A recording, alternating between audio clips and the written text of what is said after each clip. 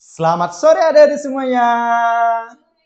Apa kabarnya? Luar biasa. Yes, yes, yes, mantap. Wah, semangat semua nih. Kakak juga semangat kalau begitu.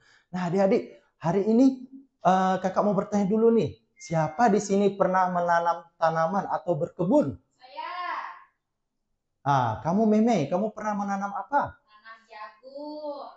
Wah, bagus. Kakak juga pernah tuh menanam tanaman. Kakak pernah menanam cabai, kakak juga pernah menanam sayur. Tapi tahukah kalian sebelum tanaman itu menjadi tumbuh subur, mungkin menjadi pohon, jadi bunga, asalnya dari mana dulu ya? Dari benih. Betul sekali, benih atau bibit tanaman. Bentuk benih atau bibit tanaman itu kecil atau besar ya? Kecil, Kak. Kecil tapi dia bisa menjadi pohon, ada yang bisa menjadi bunga. Nah, hari ini kakak juga akan bercerita mengenai benih tanaman. Sudah siap dengar ceritanya? Sudah. Yuk langsung saja kita simak ceritanya bersama-sama. Ada seorang raja di sebuah kerajaan yang kaya dan makmur akan hasil alamnya. Raja ini terkenal dengan bijaksana, hebat, akan kepemimpinannya. Setiap keputusan yang dia ambil, dia pikirkan dengan matang. Sehingga kerajaan itu menjadi kerajaan yang makmur. Nah, raja ini hari demi hari sudah semakin tua. Kalian bisa lihat di sini, dia udah punya jenggot putih, rambut putih. Sehingga raja ini punya rencana untuk melakukan atau mengadakan sayembara untuk menggantikannya kelak. Lalu dipanggil raja inilah prajuritnya. Prajurit, kemarilah. Siarkanlah ke seluruh penjuru negeri ini. Siarkan kepada anak laki-laki yang ada di negeri ini bahwa aku akan mengadakan satu sayembara untuk memilih pangeran di antara mereka. Baik, yang mulia, segera dilaksanakan. Akhirnya prajurit itu pun langsung menyiarkan, mengumumkan apa yang disampaikan raja ke seluruh anak laki-laki yang ada di negeri itu, bahwa raja akan mengadakan satu sayembara, yaitu pemilihan pangeran untuk menggantikannya kelak. Keesokan harinya, semua anak-anak laki-laki sudah berkumpul di depan istana. Mereka begitu antusias untuk mendengarkan pengumuman dari raja, karena mereka merasa bahwa ini adalah kesempatan untuk mereka untuk menjadi calon-calon menjadi pangeran di negeri itu. Lalu raja mengumumkan apa yang akan disampaikan. Kepada anak laki-laki di seluruh penjuru negeri ini, kalian sudah hadir di depan istana. Aku akan mengumumkan sesuatu yang penting kepada kalian, bahwa aku akan mengadakan sayembara untuk memilih pangeran di antara kalian semua. Kepada kalian semua, aku akan memberikan masing-masing satu benih tanaman. Tugas kalian menanam benih tanaman itu dan merawatnya sampai tumbuh besar. Hasil yang terbaik yang akan aku pilih kelak. Maka bulan depan kembalilah lagi ke istana ini untuk memperlihatkannya kepadaku. Kalian mengerti? Begitu kata raja. Wah, mendengar itu semuanya, anak-anak laki-laki yang hadir pada saat itu juga mereka sangat semangat. Aku pasti bisa, aku pasti bisa, aku harus bisa nih menjadi pangeran. Aku harus merawat tanaman yang dari raja. Dibagikan raja benihnya satu persatu kepada anak laki-laki itu, dan mereka pun membawanya pulang ke rumahnya. Nah, salah satu anak yang ikut dalam sayembara itu bernama Adit. Nah, ini Adit. Adit ini sudah terbiasa untuk berkebun karena mamanya sudah sering mengajari dia berkebun. Dia berkata seperti ini, Mama sudah pernah mengajariku berkebun, dan kali ini aku ikut sayembara yang diadakan raja. Maka aku pasti akan bisa merawat tanamanku ini dengan baik. Tapi hari demi hari setelah Adit menanam benih tanamannya adik-adik, 3 hari, 4 hari, bahkan 1 minggu diawasi, dirawat oleh Adit, Tanaman itu juga tidak tumbuh-tumbuh adik-adik. Kalian bisa lihat sendiri, potnya masih kosong, hanya berisi tanah. Akarnya juga belum muncul. Wah, si Adit heran. Kenapa ya? Ada yang salah? Apa cara saya menanam tanaman ini? Benih yang dari raja. Rasa-rasanya aku sudah melakukan yang benar, kata Adit. Dalam kebingungannya, tiba-tiba datang sepupu Adit. Datang sepupu Adit yang bersebelahan rumah dengannya. Dit, kamu lagi ngapain? Ini Tian, aku lagi mengawasi benih tanaman yang aku tanam dari raja. Sudah 1 minggu loh, tapi kok tidak tumbuh-tumbuh ya? Apa yang salah ya? Oh, kamu ikut sayembara itu ya? Dit, kamu mau menang tidak? Gimana kalau kamu tukar saja bibit yang itu? Mungkin bibitnya itu tidak bagus. Aku punya bibit yang baru di rumah. Gimana? Supaya kamu bisa menang. Ah, tidak usah latihan. Itu namanya curang. Raja kan sudah perintahkan bahwa kami semua harus menanam bibit yang dari raja. Aku tunggu saja ya. Siapa tahu besok atau 2 hari lagi bibit ini akan tumbuh. Ya sudahlah kalau tidak mau. Yang penting aku sudah mau kasih saran ya, kata si Tian. Si Adit terus mengawasi dan merawat bibit yang dari raja itu. Kali ini sudah masuk minggu kedua adik-adik. Namun tidak ada perubahan di dalam pot itu. Pot itu hanya berisi tanah yang kosong. Akarnya juga belum muncul. Jangankan tanaman, akarnya juga belum muncul-muncul juga. Padahal sudah 2 minggu. Tiba-tiba datang teman sekolahnya Adit yang bernama Cika. Cika tahu bahwa Adit mengikuti sayembara itu. Dit, tanamanmu belum tumbuh-tumbuh juga ya? Iya Cika. Kenapa ya? Ada yang salah? Apa ya dengan cara aku menanam benih yang dari raja? Aduh, Adit. Kamu tuh harus cerdas, Adit. Gini aja. Aku punya ide. Kita tukar aja bibit kamu dengan punya Beno. Kalau kamu mau, aku bisa bantu loh. Cika, nggak boleh gitu ah. Itu namanya curang. Sekaligus mencuri, nggak maulah aku. Itu namanya perbuatan dosa, Cika, nggak maulah. Adit, punya teman-temanmu yang lain pasti sudah tumbuh. Kan sudah 2 minggu. Emangnya kamu mau nanti datang ke kerajaan, bawa pot hanya isi tanah kosong? Kamu sendiri nanti yang malu. Gimana ya Cika? Tapi kan perintah raja seperti itu. Aku tunggu aja dulu ah. Tapi aku tidak mau berbuat curang seperti yang kamu kasih tahu itu Cika. Ya sudah, kalau tidak mau dikasih saran, udah aku pergi dulu, kata si Cika. Sekarang sudah memasuki 3 minggu adik-adik. Artinya hanya butuh waktu 1 minggu lagi untuk kembali ke istana untuk mengumpulkan hasil tanaman yang mereka sudah tanam.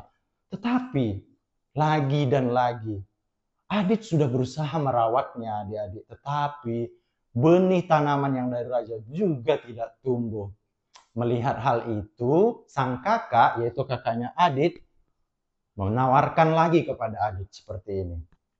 Dit, nih, daripada kamu nungguin bibit yang tidak jelas itu, nih kakak berikan. Ini tanaman sudah tumbuh, kamu bawa ini aja. Paling tidak, kamu tidak akan malu nanti ke kerajaan bawa pot kosong doang. Kak, jangan seperti itulah. Soalnya raja pesan harus dari bibit dari raja yang kami rawat. Itu namanya berbuat curang loh kak. Adit, ini sudah masuk 3 minggu loh. Punya teman-teman kamu pasti udah tanamannya sudah subur-subur. Emangnya kamu mau malu sendiri nanti kamu datang ke sana bawa pot kosong. Cuman kamu sendiri. Kamu nanti ditertawakan loh. Nih kakak berikan tanaman. Kakak udah belikan ini. Gimana ya kak? Ini adalah kali ketiga Adit dihasut oleh orang-orang di sekitarnya, orang-orang terdekatnya bahkan. Yang pertama tadi Tian menghasutnya untuk menukar dengan benih punya Tian. Yang kedua, si temannya yaitu Cika. Yang ketiga, bahkan kakaknya menghasutnya untuk melakukan berbuat curang. Namun, si Adit tetap mempertahankan kejujurannya. Bahwa dia tetap mau menunggu bibit itu sampai tumbuh. Walaupun belum tumbuh-tumbuh juga. Mungkin nanti dia akan merasa malu memang pada saat datang ke kerajaan. Sebetulnya dia agak was-was juga gitu ya datang ke kerajaan dia sendiri. Pasti nanti akan ditertawakan temannya. Jadi dia agak ragu-ragu untuk pergi ke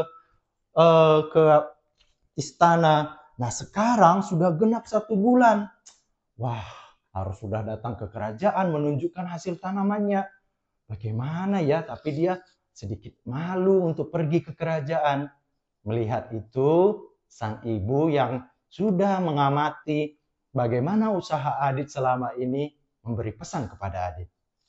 Adit, anakku, pergilah nak, bawalah tanamanmu itu. Tidak perlu malu. Kenapa harus malu? Kamu sudah melakukan yang benar. Bahwa kamu sudah melaksanakan seperti apa yang diperintahkan raja. Yang terpenting, kamu tidak berbuat curang. Pergilah nak, kata ibunya. Mendengar hal itu, memacu si Adit untuk lebih semangat lagi. Dia datang ke kerajaan membawa pot kosong. Walaupun memang tanamannya belum juga tumbuh. Memang tidak berhasil. Jadi dia datang ke kerajaan. Dia sebetulnya tidak berharap akan terpilih untuk jadi raja karena jadi pangeran karena tanamannya tidak berhasil. Tapi setidaknya dia sudah bertanggung jawab 1 bulan ini merawatnya. Dan setibanya di depan istana, anak laki-laki yang lain sudah berkumpul di sana membawa tanaman-tanaman mereka yang sudah tumbuh subur. Ada yang udah ada bunganya, ada yang udah berdaun lebat, ada yang pohonnya sudah tinggi. Mereka dengan bangganya membawa hasil tanaman mereka. Wah, kecuali si Adit yang hanya membawa pot isinya cuma tanah kosong. Wah, sedikit malu-malu Adit datang. Tapi dia fokus untuk mendengarkan apa yang akan diumumkan oleh sang raja. Tapi tiba-tiba ada seorang anak laki-laki yang usil di situ bernama Rudi. Dia berkata seperti ini. Hei anak pinggiran, udah tahu tanamanmu tidak tumbuh, masih berani-beraninya kamu datang ke sini. Merawat tanaman saja tidak becus. Bagaimana kamu bisa menghayal menjadi pangeran? Lihat teman-teman, ada yang tidak tumbuh sama sekali tanamannya. Hahaha. Mereka menertawakan. Dasar tidak tahu malu.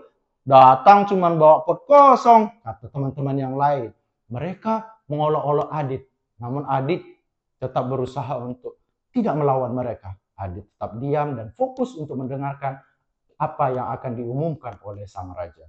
Tibalah raja akan mengumumkan siapa pemenangnya. Raja berkata seperti ini.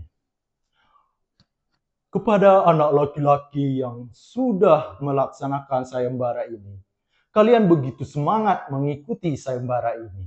Artinya, kalian juga punya jiwa semangat untuk memimpin negeri ini kelak. Tapi di antara semua calon pemimpin di sini, mengapa tidak ada yang jujur katanya? Hah? Tidak ada yang jujur? Kok raja berkata seperti itu ya? Mereka mulai bertanya-tanya satu sama lain. Sebulan yang lalu, aku sengaja memberikan benih yang sudah mati kepada kalian masing-masing. Sehingga mana mungkin benih itu bisa tumbuh. Kecuali kalian menukarnya atau membeli benih baru. Atau berbuat curang dan berbohong. Maka bagaimana mungkin kalian bisa membawa ke hadapanku tanaman-tanaman yang subur ini? Kata raja. Wah, mendengar perkataan raja itu mereka akhirnya terkuak semua apa yang mereka lakukan selama ini bahwa mereka berbuat curang. Kebohongan mereka terungkap oleh raja. Raja ternyata punya cara untuk memilih pangeran. Bukan yang terbagus yang dilihat, tetapi nilai kejujurannya. Kemudian dia memanggil satu anak laki-laki yang di belakang. Kemarilah, majulah ke depan. Selamat nak. Keserakahan tidak mematahkan kejujuranmu. Wah, akhirnya Adit yang dipilih menjadi seorang raja dan menerima penghargaan dari raja. Karena si Adit ini dinilai mempertahankan kejujurannya. Bahwa raja ini menilai kejujuran mereka. Selama ini, yang selama 1 bulan itu, ternyata kebanyakan anak laki-laki itu berbuat curang dan mengganti benih yang dari raja dengan benih yang baru supaya mereka terpilih jadi raja. Tetapi raja bukan menilai itu, tapi raja menilai kejujuran mereka. Dan yang terpilih adalah Adit. Tepuk tangan untuk cerita kita hari ini. Nah, adik-adik, mungkin kita kadangkala atau seringkali berada di situasi yang sama atau hampir sama seperti Adit. Kita sering dikelilingi orang-orang yang menghasut kita untuk berbuat curang, berbuat dosa, berbuat yang buruk dan sebagainya. Mungkin kita merasa, nanti kalau aku tidak ikut, aku nggak diterima. Atau misalnya kita merasa takut dimarahi, takut tidak diterima di kelompok tertentu. Tapi ingatlah adik-adik bahwa segala bentuk kecurangan, segala bentuk perbuatan yang buruk akan berakhir dengan perbuatan yang buruk pula. Akan terungkap kebohongan-kebohongan itu. Nah, seharusnya kita tidak perlu takut menolak hasutan-hasutan yang tidak baik. Hasutan-hasutan yang buruk. Contohnya seperti apa? Misalnya, kita dihasut untuk menyontek. Bisa dihasut untuk melawan orang tua. Atau dihasut untuk tidak datang ke rumah ceria. Gak usah datang ke rumah ceria, gak asik. Kita main ke layang aja. Atau kita main bola aja. Gak usah datang ke rumah ceria lah. Gitu. Nah, apakah kita berani melawan atau menolak ajakan atau hasutan yang tidak baik tersebut? Harusnya kita harus berani untuk menolaknya, adik-adik.